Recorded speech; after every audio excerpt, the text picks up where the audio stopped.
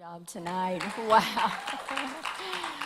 Well, I am so proud of them, for this to be the first time for them to get up and lead their own worship. And wow, fantastic job, guys. You're just, man, one day you'll probably be doing state convention work, so that's a good thing. Maybe even assembly. You got great things ahead of you. Thank the Lord, and I thank you for your desire. I also want to thank the Lord for Gabe and Malachi tonight. Yeah. Their father pastors the church in Gainesville, and they decided to come and help us out tonight, and we really appreciate having them with us. Thank you. And so at this time, I want to introduce someone very, very, very special. His name is Morgan Goodman. His hometown is Cleveland, Tennessee. He attended Union University and is currently enrolled in the University of Tennessee at Martin. We told him we will not hold that against him. When he finishes school here in 2 weeks, he will have a degree in finance and in management. He is a volunteer for the international parachurch ministry called Young Life, where he has been a leader for the past 4 years. And we are so excited because he's going to be bringing that to youth to Southside. So, wow, we're excited. He has helped lead and develop youth groups in Cleveland, Tennessee, and Troy, Illinois. And as of June the 9th, Morgan will be the new youth director here at Southside. Amen. Amen. Come on. Never thought I'd be here 6 months ago or 5 months ago or 4 months ago, whenever it was. But yes, so my name is Morgan. I'm going to be stepping in as a youth director here come June 9th. And so, as was said, I'm from Tennessee. I'm a big Vol. So go Vols, forever and always. And so a couple other things I like to do. It says, if you really knew me, you would know so and so and so. So first thing is, if you really knew me, you would know that I think pepperoni on pizza is one of the weirdest things you can put on a pizza. I will eat anything under the sun. I mean, I'll eat a pepperoni pizza. But pepperonis on pizza is just bizarre. Another thing is that if you really knew me in high school, this is something kind of weird, but one of my favorite feelings was I'd be in biology class, okay, and then I would unzip my backpack, and inside of my backpack, I would have 2 peanut butter and strawberry jelly sandwiches that I'd pull out and then eat in the class. For some reason, that was just my favorite feeling in high school. You can judge me, that's fine. I didn't do great in the biology class, but I had a great time. And another thing is, if you really knew me, you know that I love snacking on my fingernails. It's a pretty bad problem. I actually bought this nail polish that I would like paint on my nails, and every time I bit it, it would taste terrible. And so one night, actually, I had a group of, I told them I'd never tell anybody this, but as a group of guys, we were having a Bible study, and we all painted our nails that night. It was great. Actually, I just went to a conference in Nashville for my classes, and as I was packing it up, I tossed it in my bag, and then found out about 6 hours later that the bottle had busted in my bag. And so I am in dire need of some sweet nail polish. Anyways, just a couple of fun facts. And so moving forward, another thing is, if you really knew me, you would know that I love playing with fire, and I really love, whether intentionally or unintentionally, like I used to have a problem growing up of destroying things, okay? So, for example, there was one time that me and my friends were hanging out. It was around New Year's, okay? And something we loved to do was have like a little New Year's fire get together, right? And so one evening, one of my friends, had this great idea that we should light one of the Christmas trees on fire. And so I don't know if you've ever lit a Christmas tree on fire before, but let's just say the ones that are dry after a couple months of being out in the weather, they're very crispy. And so we're like, oh, let's just throw a couple of them on there. So we threw about 3 of them on this fire. And so my house is about 50 yards away. So let's just say the fire was so loud that it woke up my dad, and he came out and started yelling at all my friends. They were terrified. It was great. They're scared of him. So literally the noise wasn't even the fire itself, but it was the noise of the burning that woke him up. And then the other thing that I got in trouble for a lot was I punched holes in walls a lot, like accidentally sometimes not so accidentally. And so my dad got so mad because the first time it happened, me and my brother were like wrestling around or something. And if you have any older brothers, I don't know if anyone has any older brothers, but there was something about growing up with two older brothers that gave me this innate desire to just want to beat them up all the time. But here's the problem. The problem is I am the smallest one in my family. And so I remember one time, my brother was sitting watching TV, and I was walking behind him in the living room, and I just attacked him, just out of nowhere. And next thing I know, he's like on top of me, and I'm just like crying and like spitting out the mouth and everything. But anyway, so we were messing around, we knocked a hole in the wall. And so growing up, we'd also do this, every year we'd go to this thing called Supercross in Atlanta, which is where like a bunch of these dirt bike guys would like race their bikes and stuff. And so we would get posters from them, and I knew where we put all the posters. So one evening, after we knocked a hole in the wall, I went and grabbed a poster and put it up on the wall and kind of covered it up. Okay, and so then it started happening a little bit more. And one time my dad comes upstairs to the room we were in, and he's like, "Oh, I like all the posters you guys got going on." I was like, "Thanks, Dad." And then I don't know what happened, but one day he was doing something or another and knocked one of the posters down and saw the hole in the wall. And then he was like, "Oh no, oh no."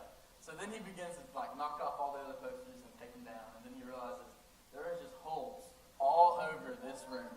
So he is furious. He beats the tar out of me and leaves me terrified. And so something I realized during this punching the holes in the wall was that, one, it hurt. Because sometimes, if you ever punch the wall, sometimes you hit a thing called a beam. And hitting a beam with your hand is detrimental to the bones in your body. Another thing was, each time we did it, it cost money. Because we had to get the supplies to fix it and repair it. And the last thing, probably the worst part about it all, was that every time I did end up punching a hole in the wall, sometimes I was just messing around with friends, and I would just like joke around, and then my elbow would just knock a hole in the wall. And I was like, oh man. But anyways, whether intentionally or whether unintentionally, I realized that it caused a lot of separation between me and my father. I realized that it hurt him a lot because I did the one thing he asked me not to do, and I did it a lot. See, I didn't realize it too because growing up, my dad also, he had that weird desire to want to beat up his brothers, and he had that fire inside of him. You know, I mean, he was a redhead, so you know they say.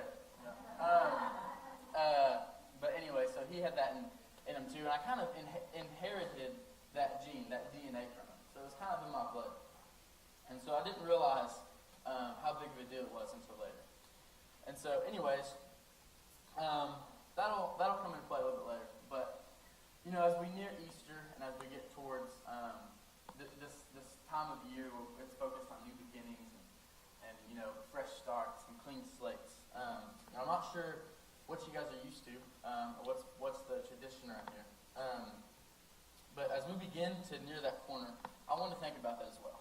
But first to do that, I wanted to start in the very beginning. As we think about Jesus and the resurrection and the cross, I want to kind of go back and think about why all that had to happen in the first place. So the first thing we see is creation. And so as we know, in the beginning, God created the heavens and the earth.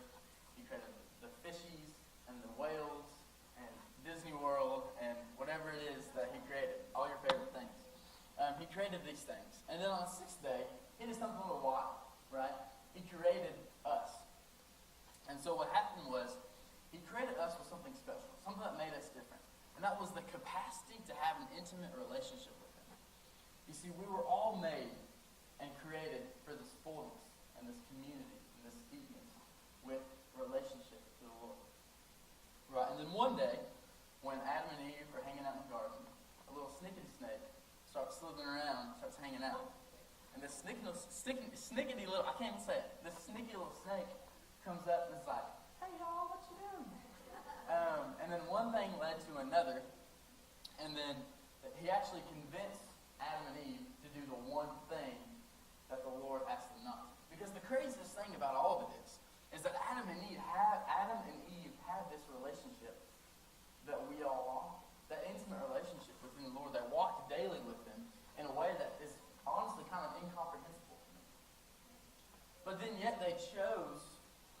something, they chose to do the one thing that the Lord asked them not to do. They chose to do the one thing that they were told not to do. And that was to eat of this apple, this forbidden fruit. And even as we think about the apple, we kind of ask the question, why did that exist in the first place? Why would a God who had everything so perfect give them an opportunity to choose something other than it? And the answer is relatively simple.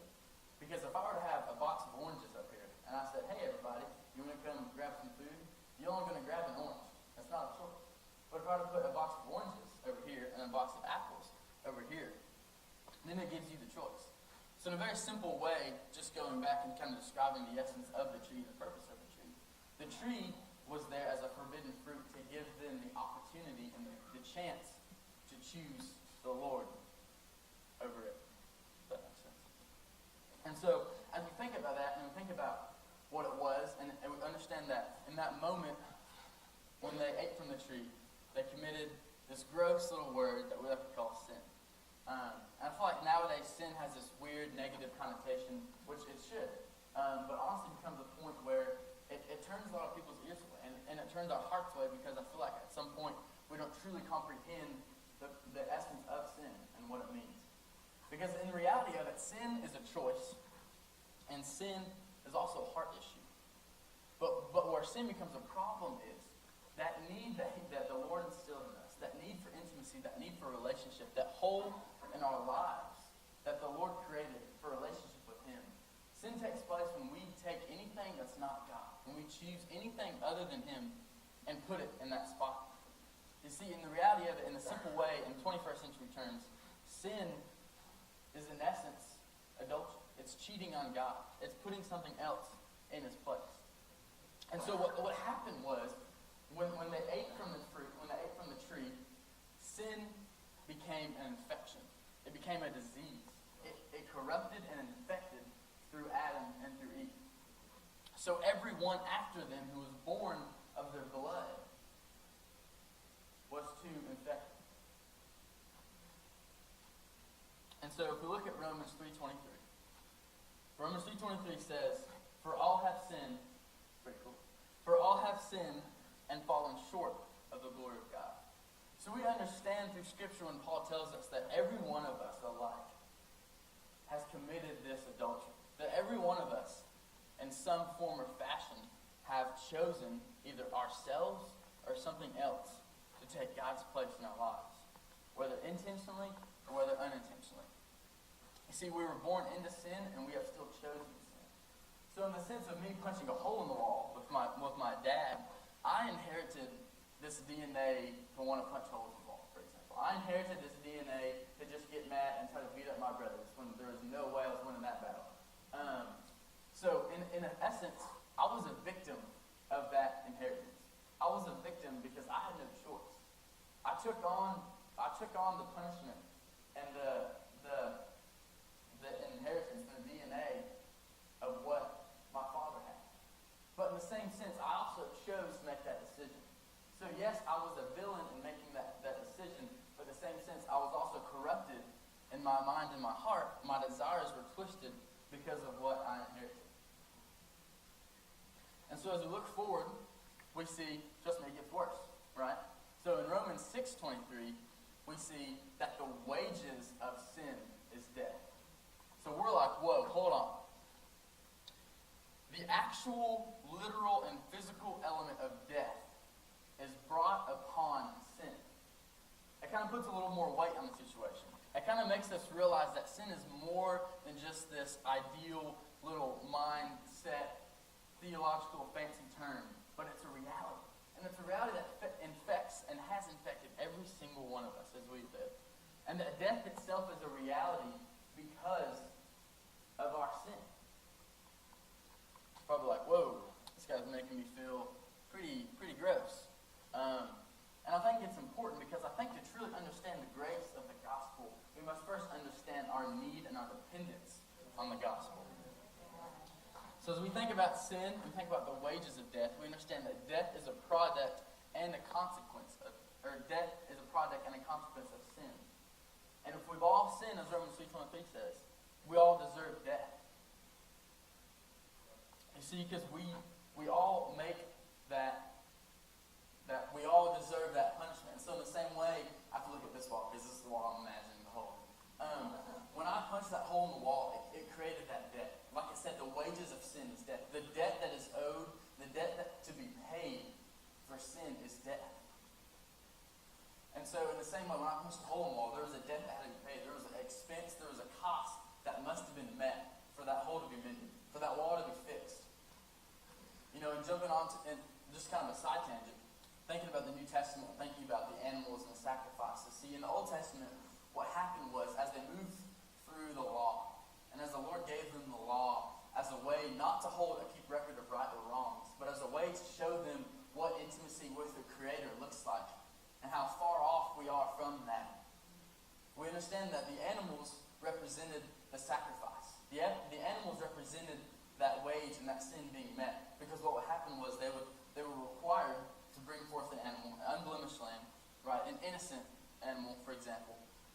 And they were to place their head on it, and that would be the transfer of sins, and then they would kill it, because that blood had to pay for that person's debt. But the thing is, with that sin, the animal sin, that was only a form of expiation. And expiation is basically when you take a debt and you pay it, but it's not appeased, right? So we'll move forward with that. But we understand at this point that we are all guilty. And the commandments, even as they came after this, and the law was not a record of keeping rights and wrongs as much as it was an example of how to live in relationship. But here's the best part, because there's an answer, and his name is Jesus. This is when it gets so good. So what happens is, and so all through the process that we see in Genesis 3:15, it says, I will put enmity between you and the woman, and between your offspring and her offspring. He shall bruise your head, and you shall bruise his heel. You see, in this very statement, in this very passage, the Lord says, because of what you've done, this is the price you're going to have to pay. This is the consequence that comes. Because honestly, in life, every action we do and everything we do has a consequence, whether good or bad. And this is the Lord saying, this is what has to happen. But in that same sense, he promises hope. And he gives them a glimmer of hope. And so for the next years, we all see this foreshadowing of the coming Savior. And through time, we see how animals take that place temporarily. And we see how all these different ways that temporarily restore this relationship and mend this bond. But yet, it all is insufficient. You see, and we think of the birth of Jesus, and we think of Jesus coming. And before we even talk about the cross, we think about his birth and why it was so special. Because one of the most important things that is kind of getting overlooked, honestly, in this new era, in this new century we're living in, is the virgin birth.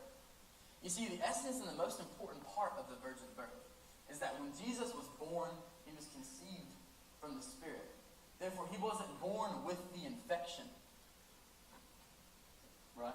Okay, and so then he moves in, and then as he's born, he lives. And he lives wholly and completely united with the Father. He lives in love. And yes, as he was tempted, he chose to love the Lord above anything else. He chose to put him first and prioritize his relationship with the Father above anything else. And so therefore, when his time came, he was the only one innocent to take our place. I like to use the analogy of a criminal on death row, if you will.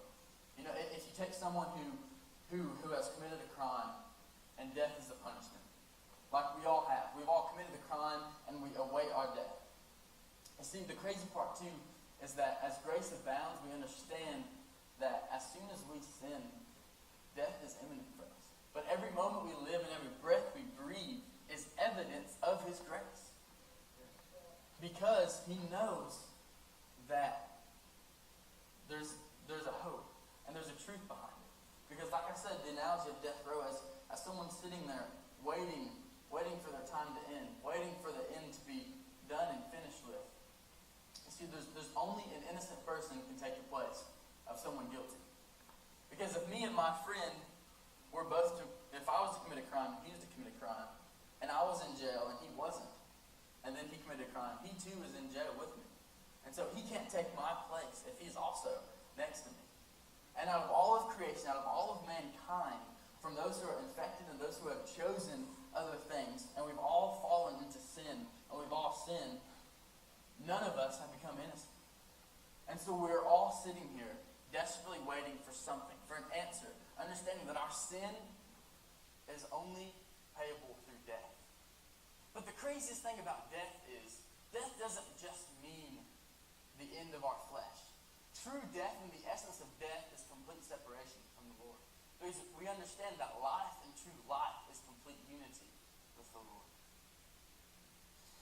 And so in Isaiah 53, 4 through 7, we see that it reads, "He was oppressed and he was afflicted, yet he opened not his mouth. Like a lamb that is led to the slaughter, like a sheep that is before its shearers is silent.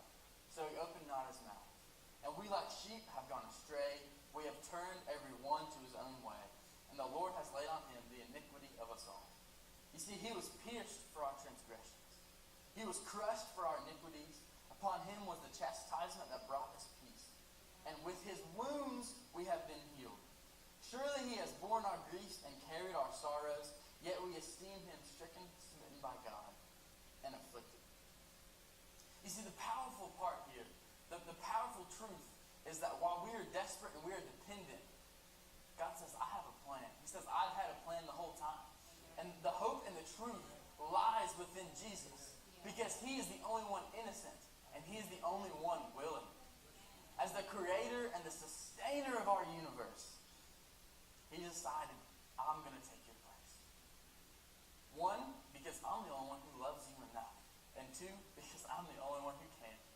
You see, he took our place that we may have freedom. He stepped into our jail cell onto death row for us, that we may walk out with free life. Not because we deserve it. Not because we've earned it. Not because there's anything that we can do to put us into that place of freedom. But because he loves us. You see, that debt that had to be paid, that punishment, that blood that was needing to be spilled, he made that decision to do it himself. To give us the opportunity for life. Because understanding that life is unity with him. And understanding that in the same way that sin separated my relationship with my Father, the most detrimental aspect of sin, and the biggest part of it, is that it separates us from relationship with the Lord. And understanding that life is found in relationship with the Lord. And so he knows that. So he says, I'm going to take your place because I want to be with you. Because he longs for a relationship with us. More than anything else is a relationship with us. Let that just sit and sink in. That we all have this debt to be paid. And this debt is death. It's not like $50. It's not a left arm. It is our life that we owe him. And there is nothing we can do to redeem ourselves. And so as we think about Jesus, and we think about life, and we think about what it means and how bad our sin is, and we think about grace and the essence of it, all boiling down to really one question. Do you want to get well? There's a passage in John 5, as I turn to it. It's talking about Jesus, and as he goes up to Jerusalem, and in Jerusalem there's a sheep gate in a pool called Bethsaida. And so, upon this pool, they believe that once the water stirred, if you jumped into it, then you would be healed, and you'd be made new. And so there was a man there who had been laying there for 38 years. You guys ever laid anywhere for 38 years? And he laid there for 38 years. And when Jesus saw him lying there and knew that he had already been there a long time, he said to him, do you want to be healed? That's the first question he asked. For 38 years he laid there, and Jesus comes up to him and says, do you want to be healed? And the sick man answered him, Sir, I have no one to put me in the pool when the water is stirred. And said, everyone else is going down the steps before me. And Jesus said to him, he said, get up, take your bed, and walk. And at once the man was healed. He took up his bed and he walked. See, it's pretty crazy and pretty profound to think about this man who had been laying here for 38 years. And the first thing that Jesus says to him is, do you want to be healed? He asked him, do you want to be healed? He's laying there for 38 years. And that's the first question he asked. As I read this and I pondered it and I thought of it, there were a lot of things that came to my mind. Because the truth is, and as I was thinking of this, I was thinking of certain age groups and people this applied to. And the truth is, I think this can apply across the board. Because the truth is, we live in these lives that are full of pain, dysfunction, chaos, brokenness, sorrow, fear, and all these other consequences of sin. And we live our lives, for some reason, afraid of something that will take that away. We live our lives afraid of some kind of radical change that will renew and redeem. See, we enjoy these lives on the mat, if you will. We become complacent understanding that with this whole phrase that that's just how life is. That's one of the phrases that I honestly can't stand the most, because I feel like it just takes away so much power of the Holy Spirit. Because the saddest truth of it all is that we settle for so much less than what God has in store for us. So much less than what He plans for us and what He desires for us. Because the truth is, He has called us to full life. He's called us to redeem us, the whole life, to live in relationship with Him. Because what He longs for the most is for our wholeness in Him. And so you may have come here tonight with some story, or some stigma, or some weight, or some pain, or some sorrow, or whatever it is, some type of level of incomplete. The Lord told me as I was preparing this, He called me to tell you all that you've been accepted and you've been redeemed. And as we live life, the truth is that there is nothing that we can do to deserve this redemption. There's nothing we can do to deserve this new life, this whole life. But that's why it's called grace. Grace is one of the most unfathomable concepts. Brennan Manning has a quote. He says, "Never let your perception of yourself mess up the mystery and the truth that you are accepted." And that's the truth behind it all. Is that there is nothing you can do that will make Him love you less. And there is nothing you can do that will make Him love you more. When I first heard that, it floored me. Because my whole life, I tried to live up to my older brothers. My whole life, I tried to live up to these expectations of achievement. I realized that achievements and striving for achievements was just another way of trying to cover up insecurities. And see, tonight I'm not trying to ask or request that you understand or comprehend all these different elements of grace. But tonight, simply put, I want you to know that you are accepted and that you have been justified and you are redeemed. And so it can be too easy to live this life of comparison. And you run around and you try to find all these ways to fit in. You try to find these ways to be like somebody else. Or you compare yourself, I don't have this, or I don't look like that, or I can't do this, or I can't do that. But the truth is, it doesn't matter what you can or cannot do. You're not defined by that. You are defined by who you are in Him. And the life that you live is not defined by comparing. And there's a lot of times when you try to do things hoping that you will be something.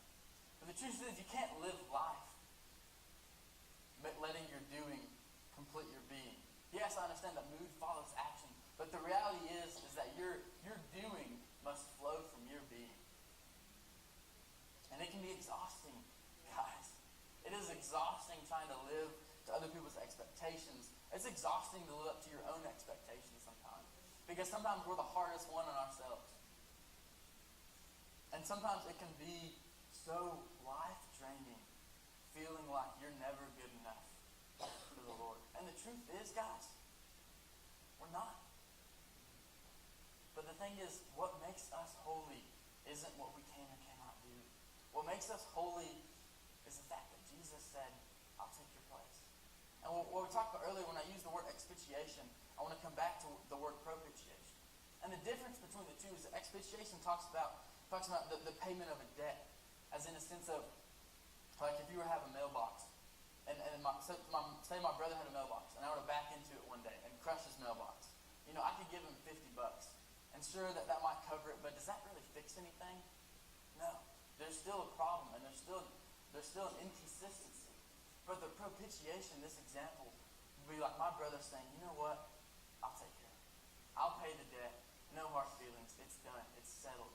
Because that's the truth of it all. Because in the life, what we do and what we don't do, the mistakes that we make, the failures that we have, as as society and the world will claim those and pin those on our back, Jesus has forgotten those. He leaves them behind. Brendan Manning in the same book talks about his sins and his failures and mistakes. And he said that there was a vision that he had. And he said he saw Jesus standing there. And he said, Jesus, how can I be better than my last mistakes? How can I outdo what I've done? Why do I keep messing up like that? Can you tell me what I keep doing wrong? In this vision, Jesus said, I don't know. I forgot him. But, so I just come here tonight, very simply, want to remind you that your sin owes you death. But the Savior, the one who loves you more than anything, has promised you life. Because he understands that as your sin will take you away from him, the life and new life in him is what he promises. Not because of what we've done, but because of who he is. And the truth is, as we move forward, again, just want to repeat this, is that as it can be so easy to, especially growing up, for me, growing up in a church and growing up around all these people who had all those high expectations, talking about all like, you can do this, you need to do that, or you're going to look so good one day when you're up doing this and that. And a lot of it is encouraging, but the truth is it builds weight and it builds pressure. And it leaves us running exhausted, trying to find this goal, trying to reach these expectations and these achievements to cover up for our insecurities. But the rest is found knowing that we are not called to work for this blessing. Because the reality is we can't. There's nothing we can do to find this blessing. The reality is that we must work from this blessing, understanding each day as we wake and each moment that we breathe, it is a gift. And it is life that he gives us for his grace, because he loves us, because he loves us, because he loves us, because he loves us, because he loves us, because he loves us. It's some of the most powerful words if you just sit and dwell upon it. Because a lot of times we have to stop from our busy lives and think about when we're going to think about important things. It can be so easy to let these things slip because we want to complete this task. We want to achieve what this person expects of us. But you don't have to do anything. There's a point, yes, we have to understand in sanctification and life and pursuing him. But all of that doesn't come from our checklist and our to-dos. All of that comes from accepting we are accepted just as we are. And that life is going to be found as we follow in pursuit, laying down every sin which clings so close to us. And so tonight, as we begin to wrap up, and as the worship team will come up, and I understand it. It's kind of close to time. But I just want you to understand that your being cannot come from your doing, but that your doing must flow from your being. So I want to invite you tonight, as Hebrews 12:1 says. It says, let us run with endurance the race that is set before us. Let us lay aside every weight and sin which clings so close, and let us run with endurance that race. So tonight I want to challenge you to stop doing. Tonight I want to challenge you to stop trying to fight for your redemption. To stop trying to pursue this unattainable goal that you can fight your way to the top. But tonight understand that accepting his love is going to be one of the hardest things you've ever done. Because it doesn't make any sense and you don't deserve it. But the reality is, as you think about life, I even found myself in this boat not too long ago, thinking about what I want to do when I graduate, where I want to be, what I want to find. But the truth is, as you live life and you think about all the things you gain, you're just digging a hole for yourself. Because the reality is, life is found when you give it away. And so tonight, I don't know how you guys do your altars. I don't know how it is, but tonight, as we lay this heavy weight down, I encourage you all just to come before Jesus. And I don't know if the altar has a stigma of, I can only go there if something's wrong. But I encourage you to come before Jesus. Lay whatever it is at his feet. Lay your heart at his feet. Say, Jesus, I want to accept your love like I never have before. I want to accept your caring. I want to accept your grace, God, in a way that rocks my bones, in a way that I can live this life. And I can move and I can breathe and I can pour out this grace on one another as I live. And it's not about me. It's not about what I can do or what I can't do. But it's all about Jesus. It's all about Jesus. Because every moment we take it and we try to make it about what we can or can't do, all we're doing is putting our pride in that place. All we're doing is saying, I am more important than what I'm doing. And it's pride. And so I challenge you to accept it. I challenge you to accept what he's done. I challenge you to rest.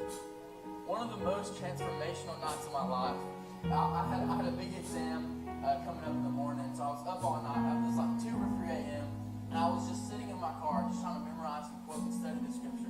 Or not scripture, could not study it for this exam. And I was focused, and I just stopped. I said, God, I can't do this. And I just felt this soft voice say, you don't have to. That doesn't define you.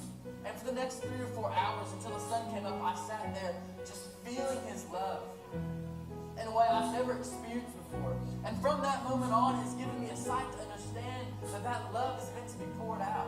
A way that fills us up, understanding his grace is so powerful that it can't be contained in our bodies, but must flow. Because we were made for intimacy. We were made for life. And we were made for one another.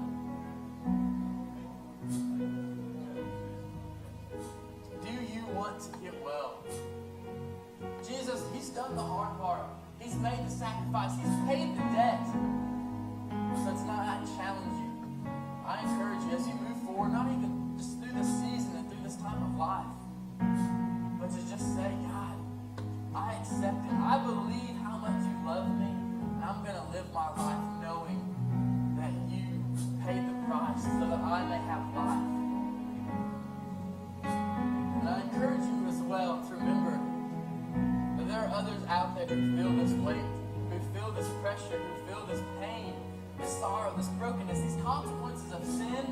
And let's be reminded that Jesus said, no, I've done away with that. He's left it in the grave.